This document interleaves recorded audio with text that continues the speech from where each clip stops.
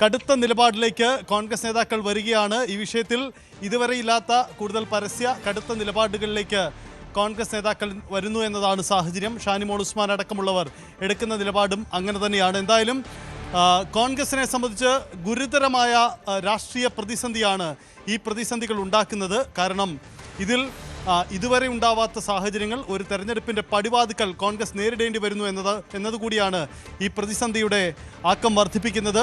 എന്തായാലും നേതാക്കളെല്ലാം രാഹുലിനെ തള്ളി നിലപാടെടുക്കുന്നു. ഇനി സംഭവിക്കാൻ പോകുന്നത് രാഹുലിൻ്റെ അറസ്റ്റാണ്. അത് എപ്പോഴുണ്ടാവുമെന്ന കാത്തിരിപ്പാണ് ഇനി ഉണ്ടാവുന്നത്. അറസ്റ്റോ അതോ കീഴടങ്ങലോ, അതാണ് സംഭവിക്കാൻ പോകുന്നത്. എവിടെയാണ് രാഹുൽ ഒളിവിൽ കഴിഞ്ഞത്? ഉയർന്ന ആക്ഷേപം പലതാണ്. കാരണം രാഹുലിന് നിയമസഹായം നൽകിയതെല്ലാം കോൺഗ്രസ് നേതാക്കൾ ഇടപെട്ടാണ്. കോൺഗ്രസിൻ്റെ പ്രവർത്തക സമിതി അംഗം തന്നെ ഒരാൾ നേരിട്ട് ഇടപെട്ടുകൊണ്ട് അഭിഭാഷകനെ ഒരുക്കി കൊടുത്തു തുടങ്ങിയ ആക്ഷേപങ്ങൾ നിലവിൽ തന്നെയുണ്ട്. അതുകൊണ്ട് ഈ ആക്ഷേപങ്ങൾ അങ്ങേയറ്റം ഗൗരവതരമാണ്, പ്രതിസന്ധി ഉണ്ടാക്കുന്നതാണ്. ഇതിനെല്ലാം കോൺഗ്രസ് നേതൃത്വം മറുപടി പറയേണ്ടി വരും എന്ന സാഹചര്യം കൂടിയുണ്ട്. ഈ വിഷയം കൈകാര്യം ചെയ്ത രീതി തുടക്കത്തിൽ തന്നെ പിഴച്ചു എന്ന വിഷയം കൂടിയുണ്ട്. അങ്ങനെ തദ്ദേശ തെരഞ്ഞെടുപ്പിന് സുപ്രധാനമായ രാഷ്ട്രീയ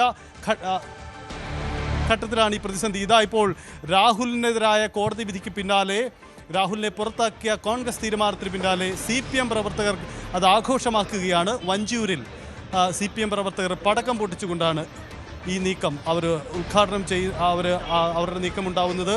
വലിയ രാഷ്ട്രീയ ആയുധമായിരുന്നു സംസ്ഥാനത്ത് ഇടതുപക്ഷത്തിന്, CPM-ന്.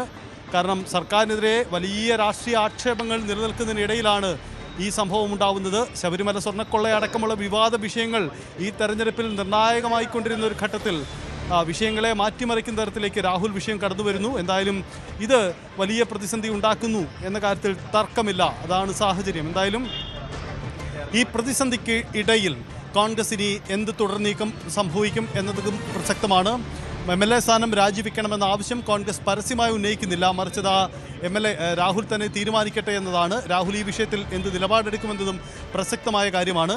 പക്ഷേ അതിനു മുമ്പ് രാഹുൽ എവിടെയാണെന്നറിയണം, പുറത്തേക്ക് വരണം. ഒളിവിൽ നിന്നും ഒളിവ് ജീവിതം അവസാനിപ്പിച്ച് പുറത്തു വരാൻ രാഹുൽ മാങ്കൂട്ടം തയ്യാറാവണം. അങ്ങനെ രാഹുൽ മാങ്കൂട്ടം എന്ന രാഷ്ട്രീയ നേതാവ്, പാലക്കാട് MLA-യുടെ പതനം, അത് വളരെ പ്രധാനപ്പെട്ടതാണ്. ഓർക്കുക, 2024 ഡിസംബർ 4-ന് MLA ആയി സത്യപ്രതിജ്ഞ ചെയ്ത രാഹുൽ മാങ്കൂട്ടം ഒരു വർഷത്തിനിപ്പുറം മറ്റൊരു ഡിസംബർ 4-ന് പടിയിറങ്ങേണ്ടി വരുന്നു, അല്ലെങ്കിൽ കോൺഗ്രസ് പാർട്ടിയിൽ നിന്ന് തന്നെ പുറത്തു പോകുന്നു എന്ന സാഹചര്യം നേരിടേണ്ടി വരുന്നു എന്ന അവസ്ഥയിലേക്ക് പോവുകയാണ്. ഇത് അപ്രതീക്ഷിതമാണ്. ഈ സാഹചര്യം അസാധാരണ സാഹചര്യമാണ് കോൺഗ്രസ് നേരിടുന്നത്.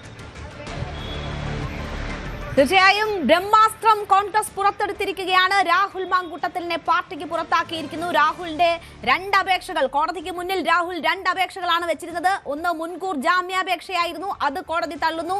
മുൻകൂർ ജാമ്യാപേക്ഷ തള്ളുന്നു. അറസ്റ്റ് ഒഴിവാക്കണം എന്ന അപേക്ഷ തള്ളുന്നു. ഇത് രണ്ടും തിരിച്ചടിയാണ് രാഹുലിന് കോടതിയിൽ നേരിട്ടത്. അത് കാത്തിരിക്കുകയായിരുന്നു കോൺഗ്രസ് പാർട്ടി.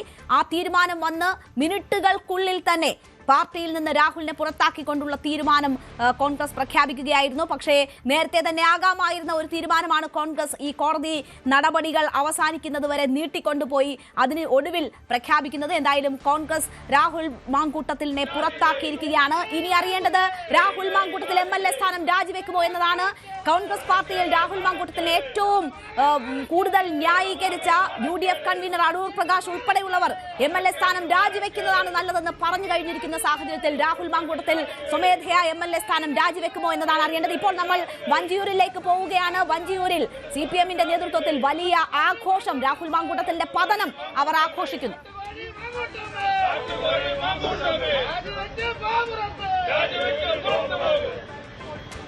രാഹുൽ മാങ്കൂട്ടത്തിന്റെ പതനം CPM ആഘോഷിക്കുന്നതാണ് നമ്മൾ കാണുന്നത്. പടക്കം പൊട്ടിച്ച്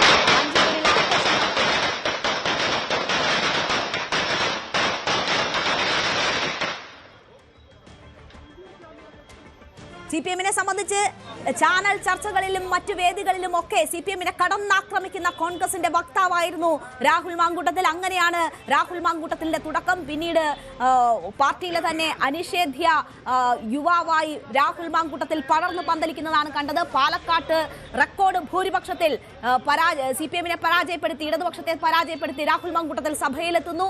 സഭയിൽ രാഹുൽ മാങ്കൂട്ടത്തിൽ എത്തി 1 വർഷം കൃത്യം പിന്നിടുമ്പോഴാണ് രാഹുൽ മാങ്കൂട്ടത്തിൽ പാർട്ടിയിൽ നിന്ന് പുറത്തേക്ക് പോകുന്ന ഒരു സാഹചര്യം സൃഷ്ടിക്കപ്പെടുന്നത്. CPM-നെ സംബന്ധിച്ച് അത് ആഘോഷത്തിനുള്ള സമയമാണ്. ഒരു തദ്ദേശ തെരഞ്ഞെടുപ്പിന്റെ ദിവസങ്ങൾ മാത്രം ബാക്കി നിൽക്കുമ്പോഴാണ് CPM-ന് ഇടത് പ്രവർത്തകർക്ക് ആഘോഷിക്കാൻ ഇങ്ങനെ ഒരു അവസരം വന്നു ചേരുന്നത്. അത് പടക്കം പൊട്ടിച്ച് ആഘോഷിക്കുന്നതാണ് നമ്മൾ കാണുന്നത്. VV അരുൺ ഇപ്പോൾ നമുക്കൊപ്പം വിവരങ്ങളുമായി ചേരുകയാണ്. അരുൺ, പടക്കം പൊട്ടിച്ച് CPM പ്രവർത്തകർ വഞ്ചിയൂരിൽ ഉൾപ്പെടെ ആഘോഷങ്ങൾ നടത്തുകയാണ്. രാഹുലിന്റെ പതനം ആ രീതിയിൽ ആഘോഷിക്കപ്പെടുന്ന ഒരു നിമിഷം കൂടിയാണ് കടന്നു പോകുന്നത്. വളരെ വളരെ രാഷ്ട്രീയ പ്രത്യാഘാതങ്ങൾ ഉണ്ടാക്കാൻ പോകുന്ന സംഭവങ്ങളാണ് നടന്നുകൊണ്ടിരിക്കുന്നത്. എന്താണ് അവിടെ നിന്നുമുള്ള വിവരങ്ങൾ?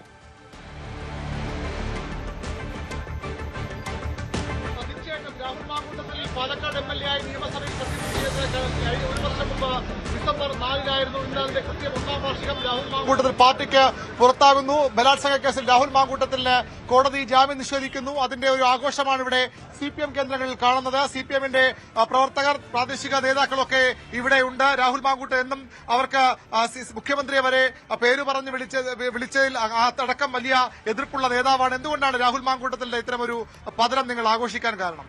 പതനം ആഘോഷിക്കാനുള്ള പ്രധാന കാരണം രാഷ്ട്രീയത്തിന് അഹങ്കാരം മുഖമുദ്രയാക്കിയ വ്യക്തിയാണ് രാഹുൽ മാങ്കൂട്ടം.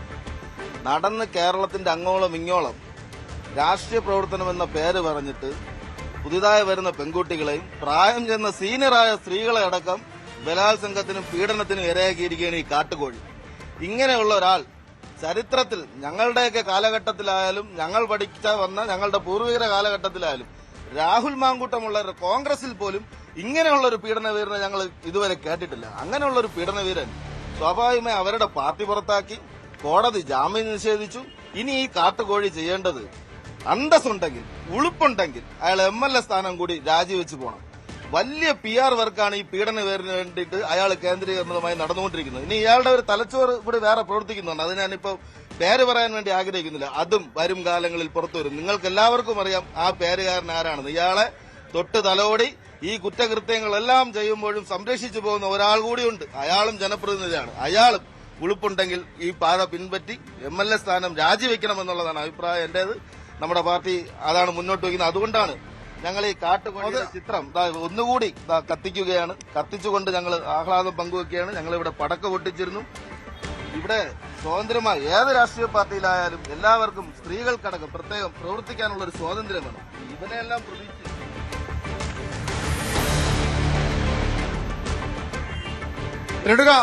അതാണ് രാഹുൽ മാങ്കൂട്ടത്തിലുള്ള പ്രതിഷേധം തീർക്കുകയാണ് CPM പ്രവർത്തകർ.